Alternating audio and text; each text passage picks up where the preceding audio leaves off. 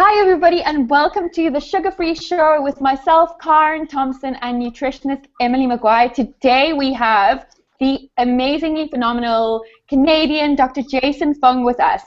He has just released this book called The Obesity Code, and I feel very privileged because I think I'm one of the only people in South Africa that have my hands on a copy of it. It is probably one of the best books I've read, not because it's brilliant, but because I actually want to keep reading it. It's not one of those medical books that's incredibly challenging and hard to understand. It flows beautifully, and you can see Jason knows exactly what he's talking about, when he has written this book. So I'm going to read the bio from the book. It's called The Obesity Code. Dr. Jason Fung grew up in Toronto, Canada, and completed both medical school and an internal medicine residency at the University of Toronto. He headed to the University of California, Los Angeles, completing his fellowship in nephrology, which is a kidney disease specialist. He now has both a hospital and office-based practice in Toronto, and is the current chief of the Department of Medicine at the Scarborough Hospital General Division. Struggling daily against the worsening epidemic of type 2 diabetes and obesity, Dr. Fung realized the current recommended treatment of eat less, move more was simply not successful. It soon became clear that the model obsession with calories was not the proper model to treat obesity. He established the Intensive Dietary Management Program to provide patients with a unique treatment focused on hormones rather than diet.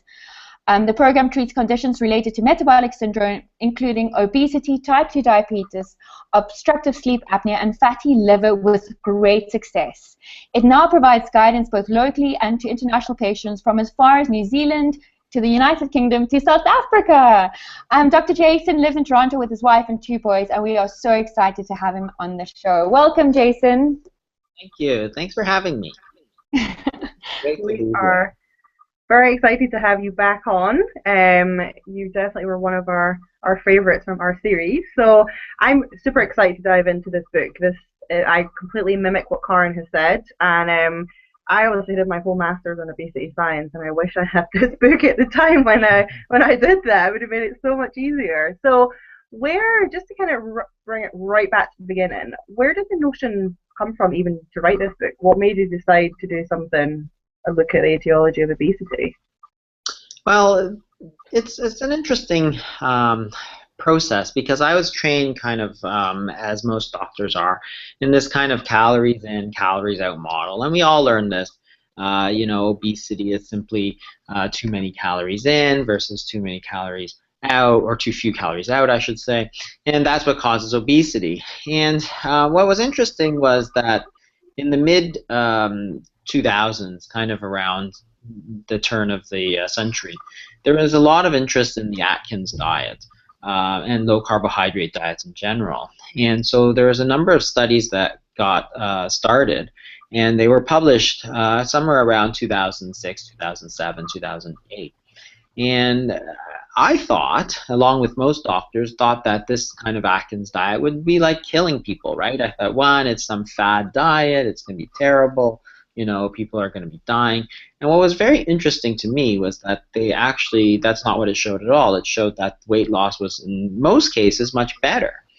And this is very interesting because it directly contradicted this whole kind of calories in, calories out model, because a lot of these Atkins patients who are eating a lot of fatty foods, for example, were eating just as many calories as before, but they're still losing weight. So I thought that was really interesting. So I started to look back into it a little bit more. Now, it affects me in my practice quite a bit, because I have a lot of type 2 diabetics, and many of them are overweight. And that's kind of where this whole thing, it started out as a real paradox to me as to, one, why this would work at all, this diet would work at all. And then it led me to kind of look deeper into that and realize that there's a lot of paradoxes in nutrition that really just don't make a lot of sense. So you really have to go back to this kind of calories in, calories out model and think about this entire paradigm and to realize that it really hasn't worked.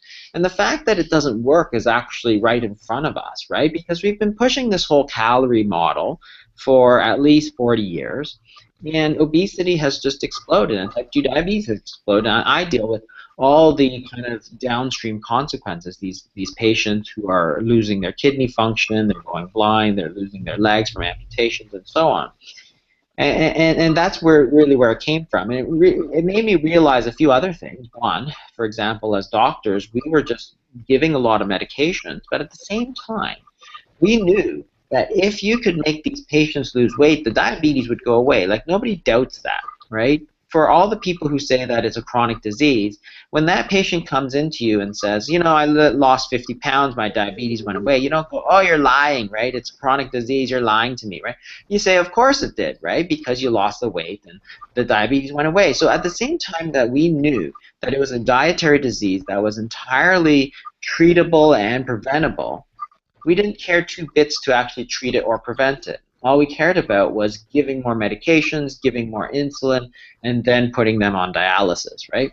And that was a real kind of eye-opener to me, that we weren't actually doing any good here.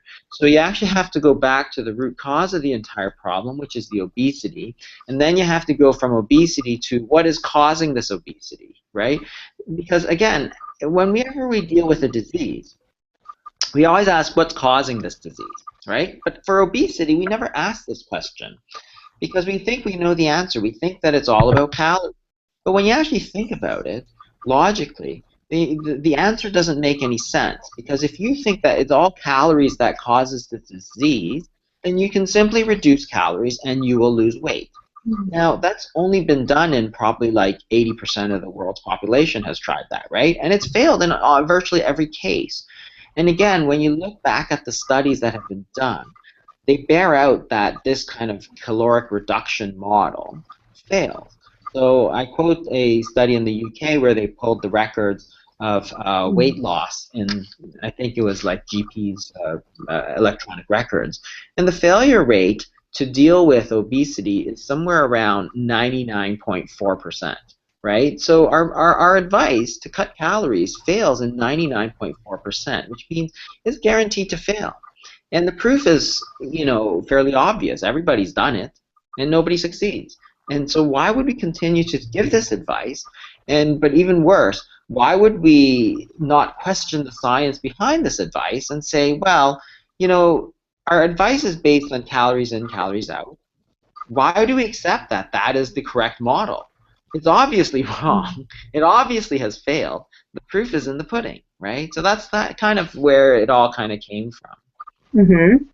So when we talk about the calories in, calorie out model, I mean, with that, we're making a lot of assumptions, basically, aren't we? Which you kind of cover in the book as well. So what are we assuming when we say calories in equals calories out, and therefore causes weight loss or weight gain? Yeah, there's a few major assumptions. One is that calories in is kind of independent of calories out. That is, if you say that fat gained is calories in minus calories out, you assume that you can reduce your calories in and calories out will stay exactly the same, right? And if that is the case, then yes, you will lose weight. Unfortunately, and we've known this for only about 100 years, that when you reduce the calories in, the calories out goes down as well. And that's only logical, because if you think about it, for example, if you make $100,000 a year and you spend $100,000, what would happen if your salary suddenly went down to $50,000 a year? Would you continue to spend $100,000 a year? No, you wouldn't. You wouldn't be that stupid. And the body isn't that stupid either, right? I don't know why we assume our body is completely stupid like that, right? If you reduce your calories from 2,000 to 1,500, your body simply adapts, because that's how you survive, right? So you reduce your calorie expenditure by the same amount so that you balance out. But the problem is, and we know this happens for sure in when you simply reduce your calories. The problem is that if you started out burning 2,000 calories, eating 2,000 calories, you go down now to eating 1,500, and burning 1,500. Now you're only burning 1,500. You're cold, you're tired, you have no energy, but you're not losing weight, right? And that's the whole problem. So you plateau. Then you go back up to, say, 1,700 calories because you figure, oh, well, this isn't really worth it. But you're only burning 1,500, so all that weight just comes right back. So the calories in and the calories out are very much linked. So if you, in fact, raise your calories in, you deliberately overeat, your caloric expenditure actually goes up as well. So it works in both ways. So that's one major assumption in this whole sort of calories in, calories out model that doesn't work, because all the kind of people who defend it always say, oh, what, you don't believe in physics, the laws of thermodynamics? And that's not the point. The point is that the laws of thermodynamics always hold. But the fact is that, and nobody's breaking any laws of thermodynamics, right? The simple fact is that you've made this assumption that they're independent, and they're not. The other major assumption we've made is that both the calories in and the calories out are conscious decision. It's a conscious decision as to what you eat and how much exercise you do. Therefore, oh, it's your decision. So therefore, if you gain weight, it's your fault, right? And this is the whole part that I actually think super unfair about obesity, is that we blame the people who are the victims, right? So it's blame the victim. If you're a victim, you get blamed because, hey, it's your fault, right? You let yourself go and all this stuff that we say. But yet we know that, for example, if you look at appetite, there are hormones that make you hungry, and there are hormones which make you full, right? So what you eat is not determined simply on your will. It's determined based on your hormonal influences. So we know that ghrelin is a hunger hormone. We know peptide YY, cholecystokinin. All these hormones make you full. And you know that because, for example, if you are very hungry, and you smell, a pork chop sizzling on the stove, it makes you hungry. But if you've just eaten a huge meal, it probably makes you a little bit nauseous. So the same stimulus, the same pork chop, the same smells has completely different effects based on your hormonal influences. So we know that weight loss, when you lose weight and try and maintain it over a year, that those hunger hormones go up and the satiety hormones go down. That is, you are actually hungry. Your body is trying to make you gain that weight back. So when people fall off their diet, we assume it's their fault, but it's not. Their hormones are telling them to gain weight. They went about the diet all wrong. That's the whole problem, right? And the same thing with the calories out. We assume it's all exercise, but almost none of it is exercise, because if you look at calories, so example, you burn 2,000 calories, for example. Say you go on a treadmill and you walk for 45 minutes. If you've ever been on one of those calorie counting models, you see that the number rises very slowly. So after like half an hour or whatever, you've burned like 100, 150 calories or something, right? So in other words, 95% of your energy expenditure is not exercise. It's, your brain, your heart, your lungs, your kidney, your liver, all of that takes energy to burn, right? And the amount you burn generating body heat, that kind of thing, can go up or down. So most of that is not under our conscious control. So again, we have this whole sort of mentality where we want to blame the people who are gaining weight. We say that it's their fault, but really it's not their fault. And the reason we do that is because, we've given this advice to eat less and move more. That's been our standard advice for 40 years, and it's failed, right? So as the kind of nutritional authorities, you can believe one of two things. So there's two incontrovertible facts, right? One, we've told people to eat less, move more, calories in, calories out. And two, obesity has just exploded. So either the advice is not correct, in which case that's, their fault, or they can shift the blame and say, wow, we gave really good advice, but you guys just failed to take it completely. Or blame something else entirely, right? It's too many cars, it's video games, it's computers, whatever it is, right? You blame something else other than the advice that you gave, right? Mm-hmm.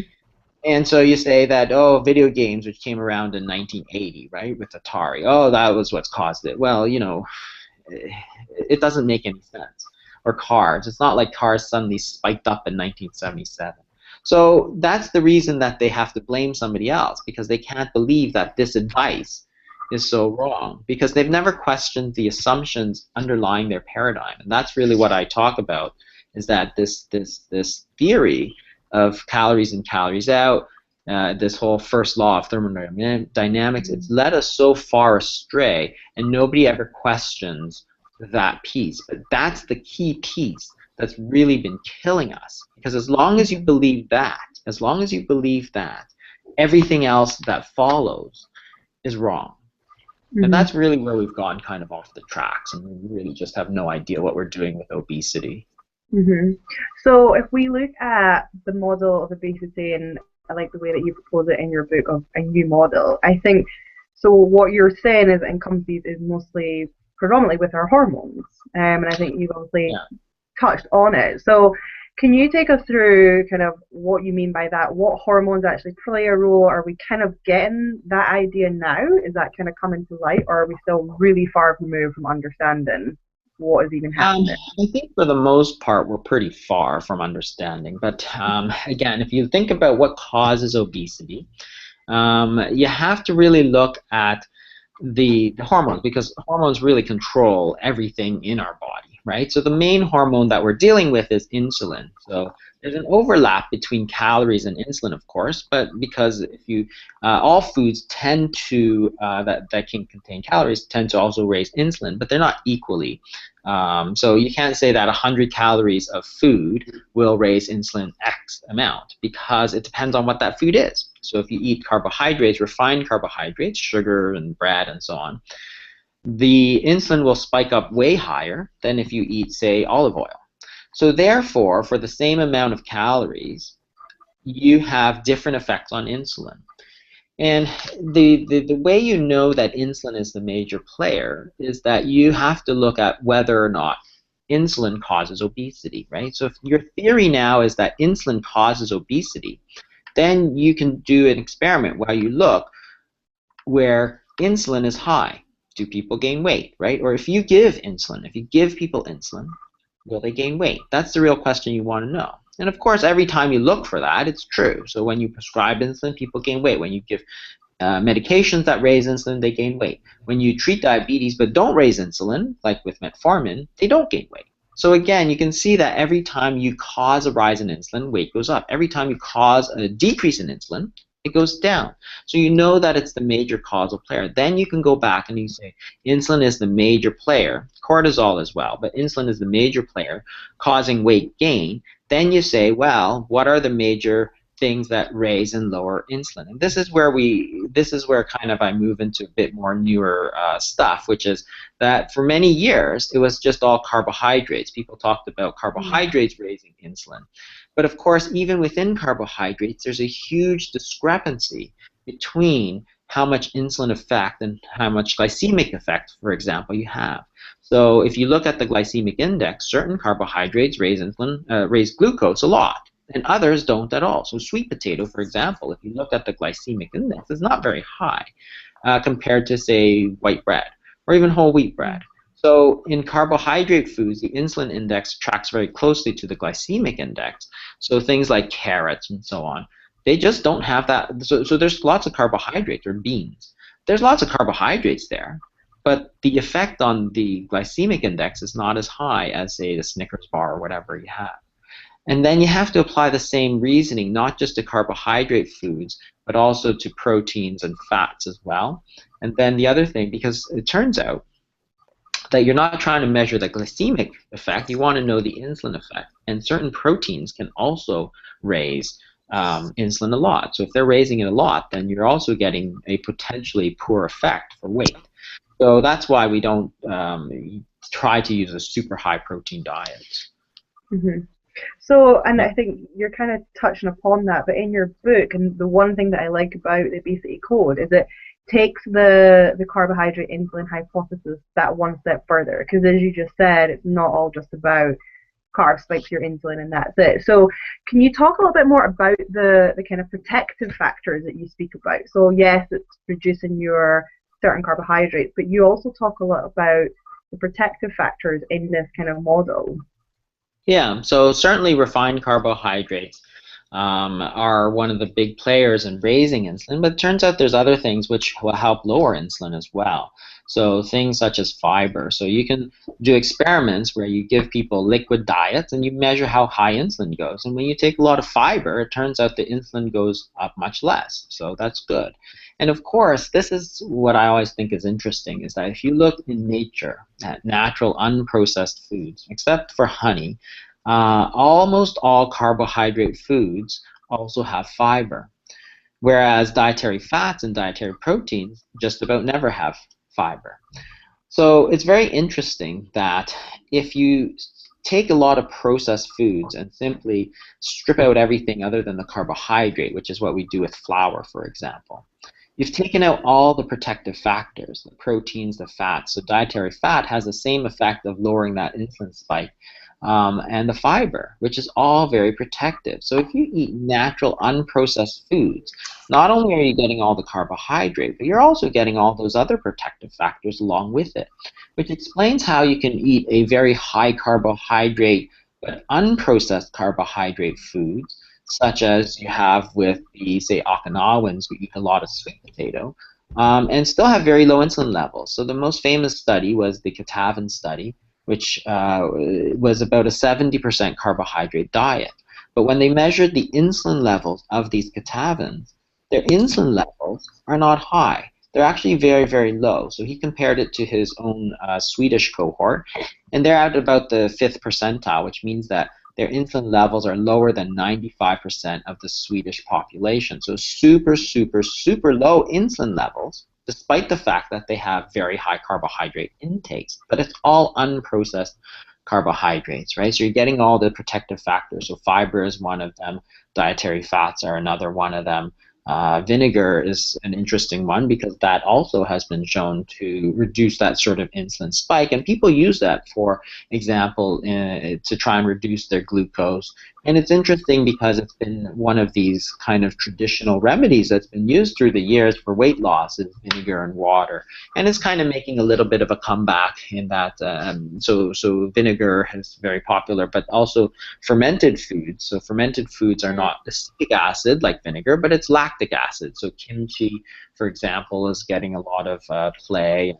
Natto, which is a fermented soybean product, and sauerkraut, and also things like sourdough bread, which is, again, very interesting because people talk about how sourdough bread is not that bad for you. Well, it has a lot of lactic acid, so again, you're protecting yourself. Italians, for example, eat their bread with olive oil and vinegar, and when you look at studies such as there's a very large study looking at olive oil and vinegar dressings, and they show a protective effect as well. And so when you start looking around, you can see a lot of these things, and they all kind of fit this hypothesis that it's really all about the insulin. It's not that insulin is bad, and some people who don't understand, they say, oh, you're just demonizing insulin. It's like, no, it's excessive insulin. What I'm saying is that obesity is a disease of excessive insulin, right? It's not that insulin is bad, but it's too high, and that's what drives obesity. So if you understand that too much insulin drives obesity, then you have a rational way to say, okay, now I need to lower my insulin levels. So that includes cutting my carbohydrates, but it includes a lot of other things. And the other thing I touch on, which very, very few people actually talk about, is how insulin resistance kind of plays a huge role in obesity, and how it leads to this kind of time-dependent phenomenon of obesity, which is pretty much ignored by most kind of theories of obesity. That is to say that if you think it's all about the calories, or even if you think it's all about the carbohydrates, that would mean that losing weight for somebody who has been overweight for 25 years is going to be the same whether you're overweight for 25 years or 25 days. As long as you cut the carbs or calories, it's the same. But it's nothing the same, right? Nobody in their right mind would think that it's the same thing. The people who have been overweight for many, many years have a hell of a time losing weight. And, I don't have any studies to back it up, but everybody kind of understands that, right? And it's not because they eat more or whatever, it's because they have a lot of insulin resistance, which is keeping their insulin levels high. And you can't simply ignore that. And it's the same with the fructose, right? Everybody points to fructose and how bad it is, and I think it's bad. But how do you reconcile that? Because fructose, so if you're a calorie person, you'd say, wow, you could take 100 grams of pure fructose, or sorry, 100 calories of pure fructose or 100 calories of olive oil, and they'll be the same. Well, they're nothing the same, right? If you're a carbohydrate guy, you'd say, well, you could take 100 grams of fructose or 100 grams of beans, and they'll be the same. They're nothing the same, right? Fructose is much worse for you.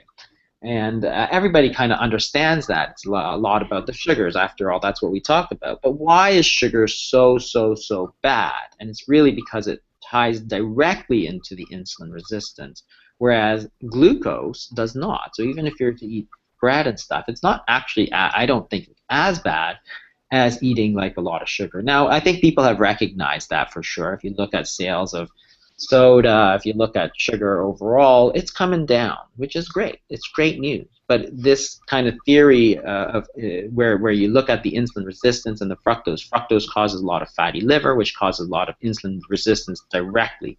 Without even the obesity, you can get a lot of insulin resistance. You were just about to touch on the fructose there, so you kind of took my question away with that. But there is a lot of, I think people still get confused between glucose, and Karen and I were actually just talking about this before you came on with us, Jason. And can you just kind of sort of break down why is fructose, worse for the body than, say, glucose? Kind of what happens biochemically in very simple terms? So what is going on with it? Right. So if you look at insulin, so the insulin is the key driver of obesity, right? So if you take glucose, that will raise insulin levels. It'll raise your sugar and raise your insulin. But fructose does not do that. The glycemic index is very low. So it doesn't raise your blood sugar and doesn't directly raise your insulin. So you'd think that it was better. And for a lot of years, people thought it was better for you. Of course, as soon as they started using it, they realized it was really, really bad. So insulin also leads, if you have constant stimulation of insulin, what you get is insulin resistance. And insulin resistance will then lead back to higher insulin levels, right? It's a vicious cycle. So it's kind of like when you yell at your kids, right? If you yell at them the first time, they jump, like, oh, they listen right away. But if you yell at them all the time, they stop listening to you, right? And that's the same as the body. If your insulin levels are always high, it's like the insulin is always yelling at these cells, and the cells stop responding eventually, right? So what the body does, the knee-jerk reaction, is to yell even louder, right? Same as our kids, right? You just yell even louder. So the problem is that it's a vicious cycle. You see that if insulin's yelling at the cell becomes resistant, so the body yells even louder. Of course, when you yell louder, you develop more resistance. So insulin resistance is a way that the insulin levels stay high. And worse than that, they stay high for a long period of time. And it's in this vicious cycle, which is why if you've had obesity for 15 years, it's just a lot harder. You've been going around this cycle for a long time. Where fructose ties in is that it actually directly causes insulin resistance. So when you eat, say, 100 grams of pure glucose, say like bread, so it's just glucose. It's not fructose. Your sugar goes up, your insulin goes up. But the glucose can be used by almost every cell in the body. So your body can actually disperse that energy of that glucose to your muscles, to your liver, to your kidney, to your brain, to everywhere, right? And all the muscles, everything, all the cells of your body are busy using up this glucose. If you were to take 100 grams of pure fructose, no cell other than the liver can actually use that fructose. So the problem is that all of that fructose goes directly into the liver, right? So instead of being able to disperse this energy and have all the cells kind of help you out and burn it up, only the liver has that job. Right? And it's like, just like when you have a lot of work to do. If you have 100 people doing it, yeah, that's pretty easy. But if you have one person doing it, it all piles up. And that's exactly what happens to the fructose. So if the fructose all goes into the liver can't handle it because it's only one organ, right? It's not like the entire body is helping you out. The entire body is doing nothing to help you out. So it all piles up. And what it does is it turns into fatty liver. and the fatty liver is what causes all this insulin resistance. So as the insulin resistance goes up, it directly feeds into this loop of insulin resistance and high insulin levels, right? So if you eat a lot of fructose, you get the insulin resistance, then the body is going to raise the insulin because it needs to yell at the cell louder, right, to overcome this resistance, and then you set up the cycle all over again. So it's not in the short term. Fructose is not a problem in the short term. So if you eat a little bit of sugar once in a while, yeah, sure, it's probably not the worst thing in the world. But when you have this kind of chronic overconsumption, it will lead downstream to a lot of problem and feeds directly into this second kind of loop, which is really bad because it's self-perpetuating, right? So if the insulin resistance leads to more insulin, leads to more insulin resistance, it perpetuates itself. It's a vicious cycle. So even if you cut out the fructose, that cycle, once it's established, keeps going. And that's the whole problem. And that's why some people find it really hard to lose weight, because it's there. They're changing their diet and they're like, we can't do anything. It's like, yeah, because you've got insulin resistance like crazy. So the high insulin resistance, of course, is the key part of type 2 diabetes. That's the main pathophysiology of that. I think that's been one of the best explanations I've heard on fructose and its impact. So I think, thank you for that, Jason. That was really... where would you then say artificial sweeteners come into play, and kind of what is your thoughts on those in the diet?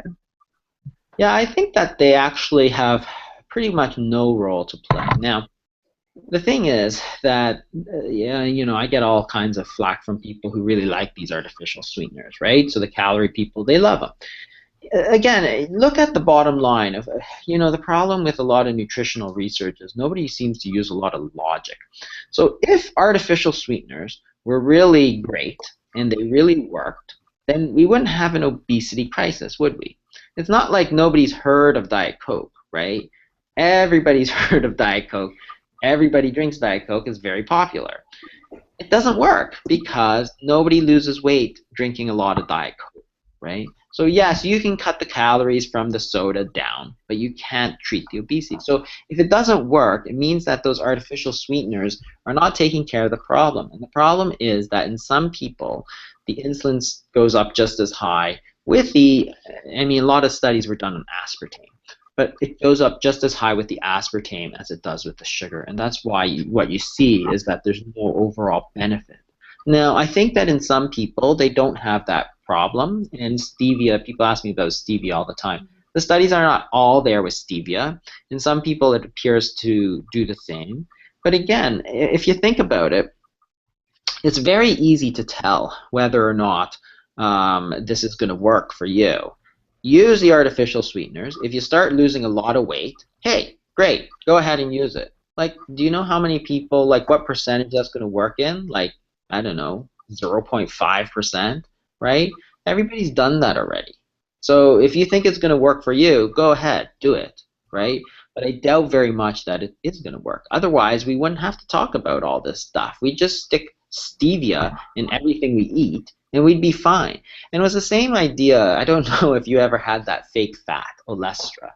So in the United States, about 10 years ago, there was this fake fat. So it was the same idea as artificial sweeteners. So instead of using real fat, you use this fake fat. The body can't absorb it. It goes right through you, and then you don't absorb it. So there's no calories, right?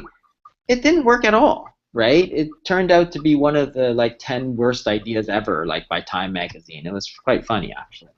But people didn't buy it. People didn't lose, and it was because they didn't lose weight, right? So again, you've got fake fat, you've got fake sugar. So really, if it was all about, using these artificial chemicals to trick our bodies, yeah, we would have solved this thing ages ago, right? But the thing is that it hasn't worked. Aspartame's been around since the 70s, right? And it doesn't really help at all. So therefore, it must not have any overall benefits. And again, it's because it raises insulin just to the same level, right? And what about xylitol? Sorry. Xylitol is harder to know. The studies really just aren't there. The difference is that you use very little of the xylitol, compared to like some of the chemicals. So I tried looking at some studies, but I really don't see any studies of whether or not it works or not. I think the key is to, if you are going to use it, just to use a little bit of it, just as you need it. But the key is, I don't really know whether or not that's going to be good or not. It doesn't have any calories, but whether or not it stimulates insulin or not is really the question. Because again, it's not calories that drives obesity; it's the insulin which drives obesity. So the xylitol, I don't know. I don't really know. There's a lot of stuff used. Like if you look at studies of like gum, like there's a lot of chewing gum uses these sugar alcohols, but the amount is very small, so it's hard to know. Right? It's like tiny. I mean, the thing is, there's a trend in South Africa where people are doing these banting baked goods where they literally use a huge amount of xylitol and nut flours, and they're just creating fake junk food that's supposedly healthy. I have an issue with any sweetener because of the sugar addiction aspect that I come from, where the sweetness triggers cravings for more. But I do really think what you're saying about the insulin resistance is something that we do need to watch, and specifically, hope that more studies are going to come out with that and sweeteners to point us in the right direction. Yeah, I have the same bias. That is, when they talk about low carb bread or something like that, it's like, oh, use this and this instead of this and this. I'm like, to me, it's always, don't look for like the latest and greatest thing, because it's probably not going to work. You want to look at kind of the tried and true. So that's why what I touch on at the end is not like the latest and greatest diet trend, right? Fasting, which we use a lot of in our clinic, is actually probably the first and oldest, therapeutic regimen, right? It's been used for centuries, really millennia, right? Mm-hmm. If there was a problem that was going to come up with it, we probably would have figured it out 1,000 years ago why it was so bad, right? And that's the thing. It's the same with these nut flours and so on. I don't know that there's any studies on these kind of these kind of paleo bars and all this kind of stuff that comes out. But I'm kind of a little bit biased against it, because it's like these miracle cures that come out every so often, right? It's like or like these superfoods like quinoa and stuff. I have nothing against them, but it's like, okay, well, look, the Nordic people never ate quinoa, okay, and they were fine, right? The Japanese never ate quinoa, they were fine. So it's not like you have to eat these foods. There are definitely ways to have a diet that are full of foods, and the thing is that you get back to the point that if you eat real, whole, unprocessed foods, our bodies are adapted to it, whether it's fish like the Japanese and edamame beans, or whether it's like whale blubber like the Inuit, or whether it's blood like the Maasai, or whether it's carbohydrates like yams and sweet potatoes. Our bodies can deal with that. But you have to take these foods in the natural, the way they naturally are. Okay, so we've just discovered a potato in South Africa, right, which apparently comes from Australia, and it's called charisma. Now, this potato, apparently it's not genetically modified. It apparently has 9 grams of carbohydrates in the potato compared to the 17 grams of carbohydrate for sweet potato. So would the same be true, read the fiber and protective factors of the sweet potato versus the white potato? Like, what would you make of this? Would you recommend it? Like, what's the deal? Well, the thing about potatoes in general is that it's actually quite an interesting thing, because if you don't fry these potatoes, they may not actually be that bad, because there's a lot of talk about resistant starch and so on, which acts very much like fiber, right? So it's interesting because the Irish ate a hell of a lot of potatoes, and they were fine until they started eating all that sugar, right? And it's interesting to me because there's obviously the potato and a lot of these kind of starchy underground vegetable sort of things. To me, I think that the evidence may show that they may not be as bad, as long as you don't deep fry them in vegetable oils, for example. Because we eat most of our potatoes in North America as potato chips and French fries, Yeah. right? Not a lot of boiled potatoes, right? I actually can't think of the last time anybody offered me a boiled potato, right?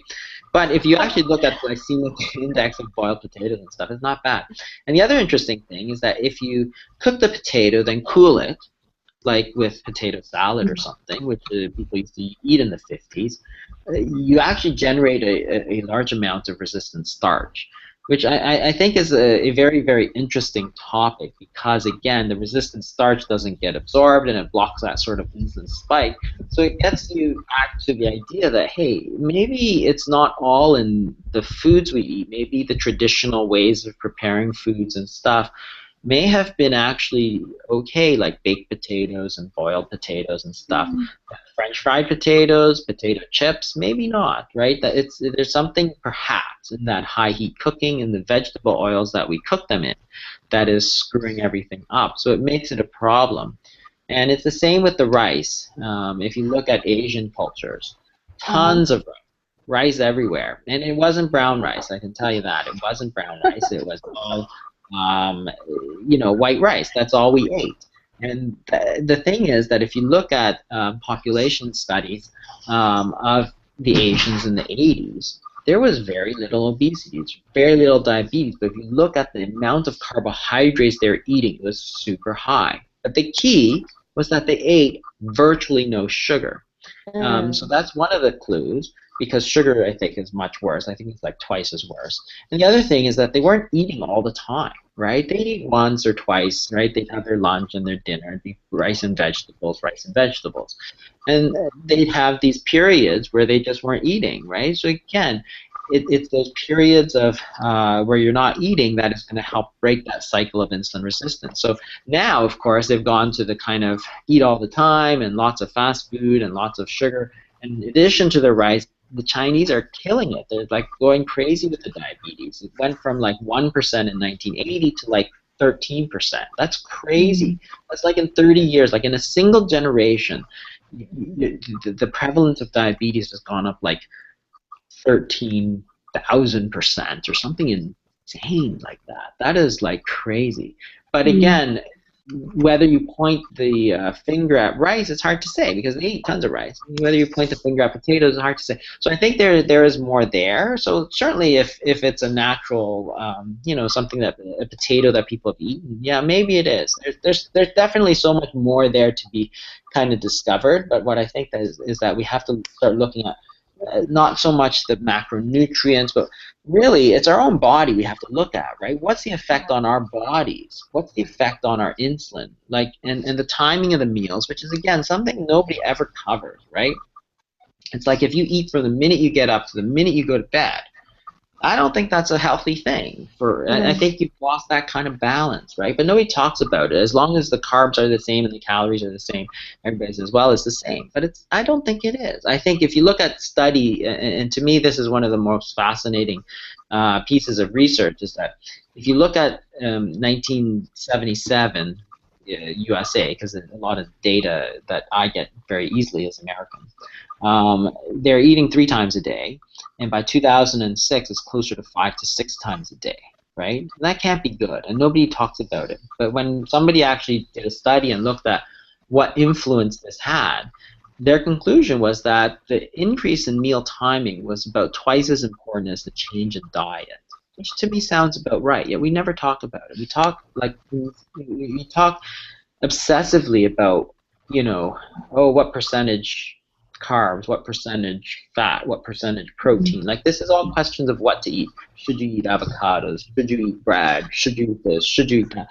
And that's all important, but then there's this entire thing about, and then we ask when you eat, it's like, oh yeah, whatever, right? It's like, why do we do that? We don't think about the meal timing question, and I think it's actually something that we totally miss, right? Like, eat it first thing in the morning. If you look at circadian rhythms, your hunger is at its very lowest point at 8 a.m., right? This is a natural rhythm. So why in hell would you want to force yourself to eat if you want to lose weight? That is not a winning strategy, right? And that's the thing, is we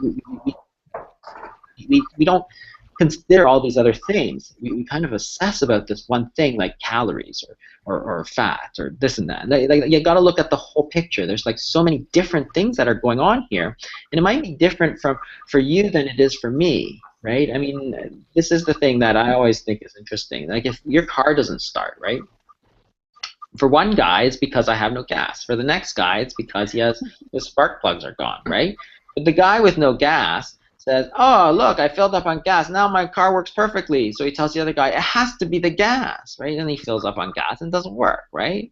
And then there's the saying, oh, I changed my spark plugs and, it worked perfectly, so it has to be. And then they fight, right? And it's like, oh, my God, right?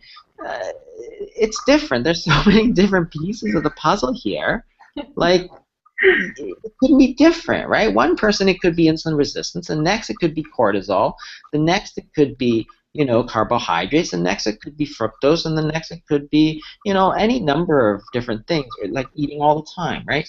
To me, again, sleep deprivation is another fabulously interesting topic because there's no calories and there's no carbohydrates, for example. Yet we all know that sleep deprivation causes weight gain. Like all the studies show it. So why is that? Well, it's because it raises cortisol, which raises glucose and chronically raises insulin. But again, you're talking about it's a hormonal issue. It's a cortisol issue. Why does chronic pain syndromes and fibromyalgia and so on cause weight gain? It's a cortisol issue, right? And that's the thing, is that it's not calories, it's not this, it's not that, but it could be different, right?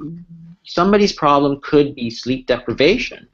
And you go and change them to a low-carb diet, and hey, it doesn't work because their problem was sleep deprivation, right? So we understand this in all other diseases, but for some reason we think that there's only one true king, right? There's only one thing that matters in obesity, and it's calories, or it's carbs, or it's the... No, there's like 10 different things, and it could be that yours is sleep deprivation, and you go on a ketogenic diet and it doesn't work for you. Then you say, oh, the ketogenic diet sucks. Well, it was not your problem, right? It was your sleep deprivation and your chronic stress, right? And that's what I love about the book, is that it's about treating obesity as a hormonal rather than a caloric imbalance by taking into account not only the food that we eat, but also you mentioned meditation and stuff in the book, which I think is absolutely fantastic. But I'm going to rename you Dr. Jason Fung because you have become known as the king of fasting. And our participants here have asked some questions about fasting. And specifically, there's one here from Marilyn who says she skips breakfast every day and eats in a 6-hour window versus a 24-hour fast once or twice a week. She just wondered which worked better and quickest to reverse fatty liver disease. And I know you've got some great meal plans here for 24 and 36-hour fasts in the book, which is fantastic. But if you could just talk us through it a little bit, and I do recommend everybody get the book because all the info is in here. Yeah, so the key is that fatty liver disease is also a disease of too much insulin, right? So the whole point is how are you going to lower insulin? And all those strategies work. So time-restricted eating, which is eating in a 6-hour window, which means that you have like a 18-hour fast every day kind of thing, works well. 24-hour fasting twice a week works well. It really, there's no kind of best way, right? It really depends on, one, how it fits into your schedule, and two, which one you prefer. So, I mean, we've put hundreds of people on fast, and it's very interesting because some people will come back and say, oh man, those long fasts, I can't do more than like 24 hours, and say, okay, we'll do it more frequently, right? And other people will come back and they say, oh, the 7 days works so easy for me, right? And say, it's just great. If you like that, then we'll do that. So it really doesn't matter so much which one you do, but which one works the best for your lifestyle. So for example, for me, I like to have dinner every night with my family. So I very, very rarely go more than 24 hours. But because it doesn't work for me, right? If you're having dinner with, your family, and that's the time that you get together and have it, you don't want to ruin that simply for the sake of fasting. Like, yeah, once in a while you do it, it's okay, right? And this is where some of the traditional societies had got it right. So you have societies like the Greek Orthodox where there's fasting everywhere, but it's a societal thing. Everybody does it. So it's not like you're missing out. Everybody's fasting at the same time. And that's terrific. You get that kind of social support, and it makes it easy. But you have to figure out what makes the most sense for you, and everybody is different. So I think both will work, whether you want to do kind of 18-hour fasts every day or 24-hour fasts in a week. Whatever works for you is whatever works the best. For me, what works is I skip breakfast kind of 5 days out of 7, and then a couple of times a week I also skip lunch, which is a 24-hour fast, and that worked well enough for me. Of course, if I have Christmas holidays where I'm kind of eating kind of constantly and much more than usual, then in January I will do more fasting, right? And then a couple weeks later I'm down to my usual weight. If I go on a cruise, I am not going to fast on that cruise, right? Because that's not the point. The point is that these diets have to be intermittent because life is not constant, right? There are going to be big periods and small periods. And again, this is where the traditional societies and major religions have it right. The cycle of life is not constant dietary restriction. It's feast and fast, right? Christmas, you're going to eat a lot, and Lent, you're going to eat very little. That's the cycle, right? That it's not, never eat ice cream for the rest of your life ever again, right? Even if you go to, your son's wedding and he wants you to eat a piece of cake, you'll say no, right? And it's like, okay, that's not the point here, right? The point is that this is, a strategy that is flexible and allows you to do things when you want to do things and do more of it when you need to and less of it when you need to. So that's the entire point of the kind of exercise. So that's why fasting, there's so many advantages of fasting, and that's when some of the things we talked about, it'll be coming up actually in another book, but it's why it's so much easier and why it's more beneficial, because it's flexible, because it doesn't cost money, because you don't have to think about it, because it simplifies your life, right? So like eating, home-cooked meals all the time is great, but it takes a lot of time, right? And whereas fasting is kind of free and stuff. So there's a lot of benefits there. I don't touch on that so much in this book, but definitely it's got a lot of advantages. And again, the fact that it's been used for such a long time successfully, right? Everybody always comes to me and says, I can't do that. I'm like, that literally millions of people over thousands of years have done it, right? Everybody can do it, right? It's the fact that our society makes people believe that they can't, right? You can't even skip a single meal without somebody jumping down your throat, right? You skip breakfast and somebody starts jumping down your throat, right? Like, it's insane. It's insane. I've got a question. It's quite a selfish question, actually, but I'm just going to ask it. Caffeine, what does that do to my insulin? Because often I won't have breakfast, right? I won't have traditional breakfast or lunch, but I'm having coffee with cream throughout the day. So, how do you feel there? Yeah, so the thing about it is that the cream is not that bad because most of it is fat. So if you look at dietary fat, the point is to have low insulin, right? The point is not to that's the major point. That if you put fat, dietary fat, has very little effect on insulin. Now, most people don't eat pure fat as a meal. You don't eat like a bit of olive oil for lunch, right? You usually eat it with other stuff, which is why you don't see it that often. But if you have coffee with cream, there's a little bit of protein there, so you do raise your insulin slightly, but it's low enough that it probably makes no difference at all. So in our clinic, we let people have coffee with cream, no problem. Technically, it's not fast, but I don't, I'm not a purist, right? I want to know what works. And so we've had people very few people who it doesn't work, and then we tell them to go on just pure water, like water fasting. But it's very rare. It's probably less than like 1% of people. Most people who do it have no problem. So if you look at Michael Mosley's 5-2 diet, which is big in the UK, he allows 500 calories on a fasting day. So again, you can take a little bit of calories without kind of breaking the kind of hormonal changes that you're looking for, which is basically a period of very low insulin levels. That's what you're aiming for. So in the United States, I don't know if you've ever heard of bulletproof coffee. Yes. But it's kind of popular on the West Coast among the kind of Silicon Valley crowd.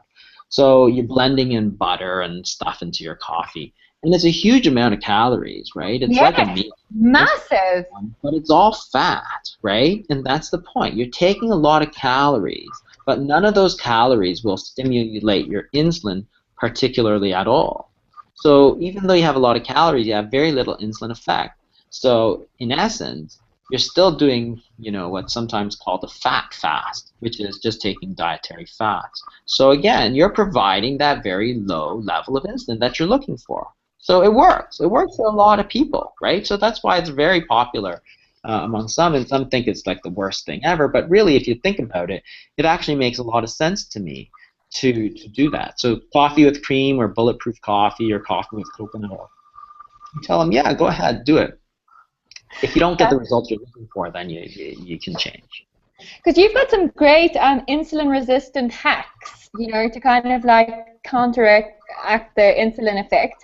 With your vinegar trick, to add the 2 tablespoons of vinegar to meals that contain high carbohydrate, and also to add some cinnamon to coffee. Am I right? I've heard you say that somewhere. Yeah, cinnamon is also another interesting one, which has been used a lot for diabetics, actually. So some people get a tremendous effect of it, but certainly there's some people who feel that it actually helps lower the blood sugars as well, which is going to lower the kind of insulin effect. But in any case, the cinnamon is just a great addition for flavor and stuff, right? It kind of breaks the monotony a little bit, and cinnamon to a lot of stuff really just adds a lot of flavor. So yeah, the vinegar is not that tasty, right?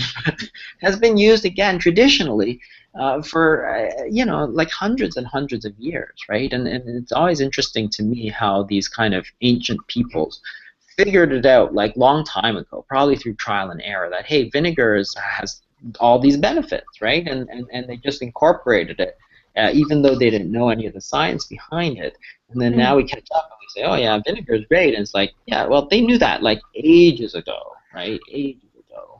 So that part is always interesting to me. But the fasting is another one that people figured that out ages ago, right? And again, it's not because it was super unhealthy. They told people to do it because they knew it was very, very healthy. The funny part about it is that in Hollywood, all these stars, I'm sure that all these stars fast. Why? Because it worked so well, right?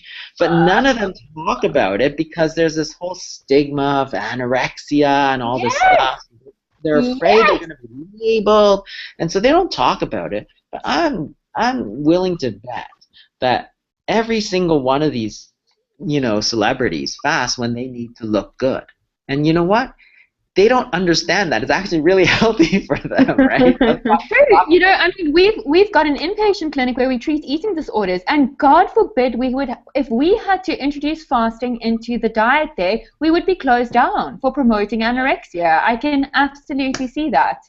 Yeah, and it's crazy because anorexia is actually a psychiatric disorder of body image, right? So it's like, because I use the analogy, well, fasting, which is traditional, has been used for hundreds of years, right? You're not going to use it in somebody who's malnourished and underweight, first of all. So there's the appropriate place to use it. But the other thing is that just because you don't eat doesn't mean you get a psychiatric disorder. It's like saying that, oh, you shouldn't wash your hands in case you get obsessive compulsive disorder, right? Oh, that's why I don't wash my hands. Like, that's crazy, right? Obsessive compulsive disorder is a psychiatric disorder, right? You don't get it from washing your hands, right? It's like, but people don't make that connection. There's actually a study that shows that it doesn't, fasting doesn't raise your risk of anorexia, but it's purely common sense, right? It's like, think about it again. People have fasted for a few thousand of years, and anorexia has been around for 60 years kind of thing, right? There was a little bit before it, but it wasn't an epidemic or anything, right? So it's always been there. That's about it. Amazing. I know. I think Hollywood people knew it back in the day. I think the reason use it now, like Beyonce. So a lot of people talk about it. Hugh Jackman, for example, he talks about it, and Beyonce does these master cleanses. So a few people do talk about it, but for the most part, Jimmy Kimmel, who's a talk show host, there's a few people who do talk about it, but for the most part, I think that they're too afraid of being stigmatized for promoting anorexia, right? Yeah. But the reason they do it is because you got this big premiere coming up, or you're going on the red carpet, and the camera adds like 10 pounds, right? So they're all like, oh yeah, I gotta get rid of it, and there's no better way, and no faster way, and you know, they know it as well as anybody else, right? They're pros. That's amazing. I'm just getting very conscious of your time, Jason. So I'm going to end on a question that we ask everyone at the show, and that is, what would you say are your top 3 kind of tips for living a sugar-free life? And it doesn't just have to be nutrition-based. Yeah, I think that the top 3, I mean, I think the number 1 would be really to stick to kind of whole, unprocessed foods, right? I mean, the added sugars to me is always the big thing. A lot of people ask about fruit, and I always say, well, if eating some fruit is like the worst that you do, that's not that bad, right? It's really all the added sugars. And it comes in a lot of processed foods that you don't even see, you know, like sauces and stuff. You don't think you're getting a lot of sugar, but you are. So really sticking to kind of whole foods and unprocessed foods is still, I think, advice that we can kind of all agree on. Number 2, I think, is to, if it's too hard, then just don't eat, right? So increasing the amount of fasting periods, right? And it doesn't mean that you do like 40 days and 40 nights, right? It means that, you know, maybe you cut out a few of the snacks, because snacks tend to be highly processed because there's, you know, they're not full meals, right? It's not like you're going out and buying a piece of salmon and frying it up. It's just something, a snack, right? You grab it, it's a cookie or it's something, and it tends to have a lot of these processed foods. So cutting out all the snacking is probably the main thing. And then the third thing is like the breakfast. The breakfast is the big one, I think, because everybody's trying to get somewhere at breakfast time, so nobody has time, and that's why you eat toast and jam or muffin or a donut or whatever it is. It's always highly processed carbohydrates, usually with a lot of sugar, right? And so if it's too difficult to like make some eggs for breakfast or something, then don't. Just go right through. The funny part, I think, about breakfast is that the very word itself actually tells you it's the meal that breaks your fast. It's not you have to eat it first thing in the morning. You can break your fast at 12 o'clock, right? You can break your fast at dinner time if you want. But the other thing it implies is that you have to fast every day, because you can't break a fast if you're not fasting. So it means that what they recognized, you know, again, so many years ago, is that fasting is a part of everyday life. It's really just the flip side of eating, right? But those have to be in balance, the time you're eating and the time you're fasting. It's part of everyday life, and we've gone from, you know, nothing after dinner to kind of breakfast, which is like a 12-hour fast every day, to like, oh, just eat all the time. Eat until you go to bed, and first thing you get up, start eating, right? And it's like, you're going to lose that weight that way? You really think so? I don't. So again, you know, in terms of cutting out the sugars, breakfast is a big one, right? There's a lot of sugars, a lot of processing, a lot of processed foods there, snacks. I think if you can do that, that gets you kind of a long way towards getting rid of those added sugars. That is very phenomenal. Top 3 tips there, and I think definitely the breakfast ones. I think so many people still think that, you know, breakfast is the most important meal of the day, and I think we've just completely got away from really even understanding what it means. So, Jason, thank you so much for your time. I think this has been, I mean, Cara and I probably sit here all evening or afternoon for you. You have just such a wealth of knowledge. I would highly, highly encourage everybody to go and get this book. It is really probably one of the best that I have read in this space. Everyone, I think it's available worldwide on Amazon. Is that correct, Jason? I think in Australia it doesn't come out till end of April, but it's available in the UK. I don't know about South Africa. I asked about that. No, we don't have it yet. But you can buy it on Kindle. We can buy the ebook from Amazon on Kindle.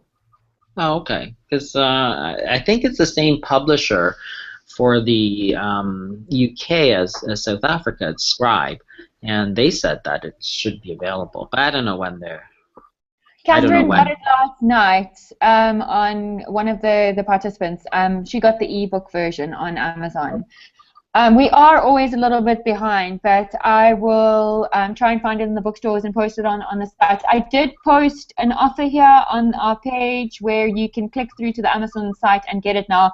It is worth every cent. It is absolutely phenomenal. And guess who wrote the foreword? Our very own Prof. Noakes. And obviously that means the book is brilliant. Thank you again so much, Jason, and we've just loved having you on here.